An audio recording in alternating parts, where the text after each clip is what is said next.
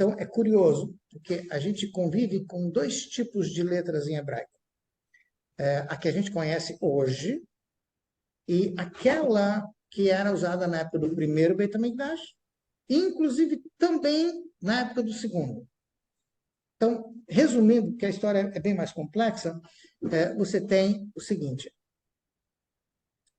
as letras nas quais Hashem gravou os Aseret Divrot, os 10 mandamentos, enfim, nas tábuas, e as letras da Torá que Moshe Rabbeinu escreveu e passou para as 12 tribos, são as letras do hebraico que a gente usa até hoje na Torá e tudo mais. Mas, por serem sagradas, não queriam usar esse hebraico no dia a dia. Então, adotaram um alfabeto que é basicamente fenício, ou parecido com o alfabeto fenício, tá? Que corresponde às letras em hebraico. Mas esse era o alfabeto que se usava para o dia a dia, para as coisas do dia a dia. Tá?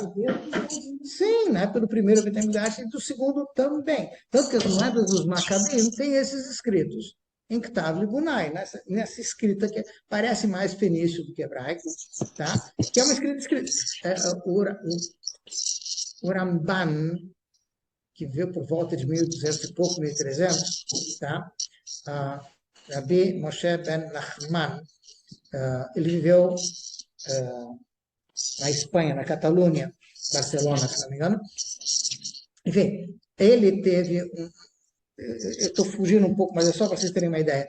Ele teve um judeu que se converteu, infelizmente, para a igreja lá naquela época, Pablo Cristiani, e ele desafiou o Ramban a um debate sobre o Talmud e o cristianismo, enfim, que ele queria provar, esse Pablo Cristiani, esse autodenominou desse jeito, tá? Que posso provar que pelo Talmud tem que acreditar no fulano e tudo mais. Tá? E Ramban se dispôs a debater com ele com uma condição.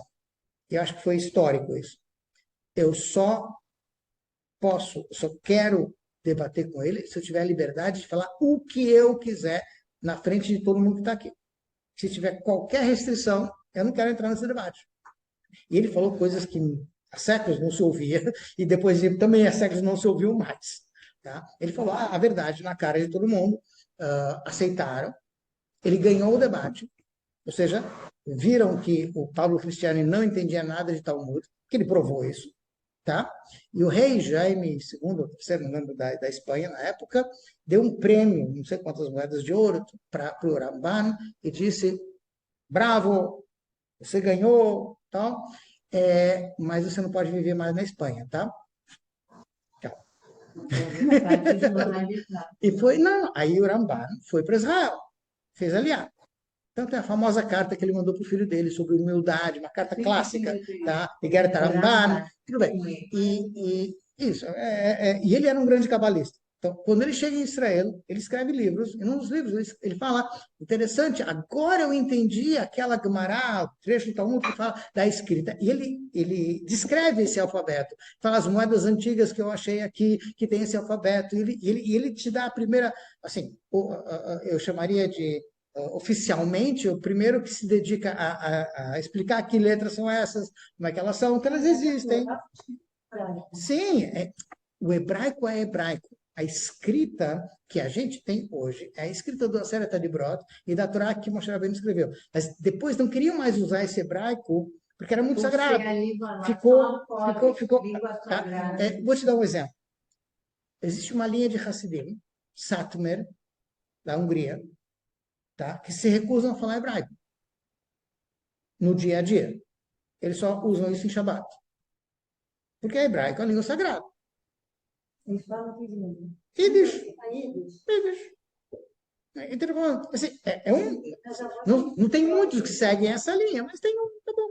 Tá? Por quê? Porque existe essa ideia de que o hebraico é sagrado. É a língua de Hashem, a língua com a qual Hashem criou o mundo. Então, é diferente. Tá?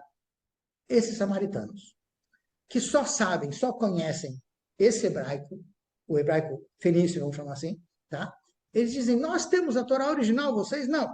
Eles têm uma versão levemente alterada, diferente da Torá, quase igual, mas tem outra coisa que é diferente da nossa Torá. Tá? Então eles dizem, a Tem minha um Torá... que diz que a nossa Torá ela é tão sagrada com Deus, escrita, que você lê de trás para frente ou de uma folha para outra direitinho. As letras podem ser tem formas. A questão aqui é a seguinte, eles posam, desde aquela época, de nós somos os verdadeiros judeus, vocês são os invasores que chegaram depois. Mas espera aí, a gente já estava aqui antes. Sim. E fomos... Não, nós estávamos aqui antes. Tá? Então, assim, eles criaram uma nova narrativa. Tá? E eles posam como... Enfim, Mas Deus é o criador de tudo, né? O que acontece? Na ignorância deles, eles não têm o que eu chamaria de uma linha, uma tradição em termos de Torá, o que cumprir e o que não cumprir. O que eles lembram, o que ficou, é o que eles cumprem. Então, a maioria das coisas que eles fazem, depois de um tempo, se perdeu, foram distorcidas. Por quê? Porque não é uma tradição de estudo. Tá? Então, por exemplo, obviamente que eles não têm Purim. Por quê? Porque os judeus comemoraram Purim na Babilônia, eles estavam em Israel, não sabem nem o que aconteceu na Babilônia. Tá? Obviamente, eles também não têm Hanukkah, porque eles não querem saber de Hanukkah. Tá? Então, coisas que foram instituídas por Chachamim em outras épocas, e algumas coisas eles se confundem. Por exemplo, eles fazem Netilat Yadayim, até onde eu lembro, pode ser que eu estou enganado, tá? Fazem Netilat Yadayim antes de comer pão, se eu não me engano. Tá? Netilat Yadayim não está na Torá. Foi instituída pelo rei Salomão.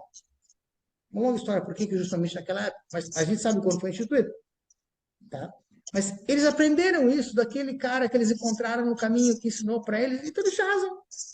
Eles não conseguem distinguir muito o que é da Torá, o que é de Rahamim, porque para eles é um bololó só, é uma confusão só.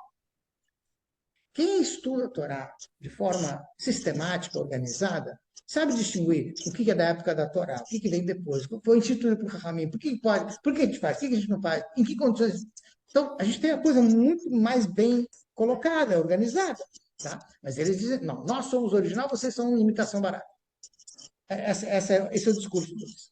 Tá?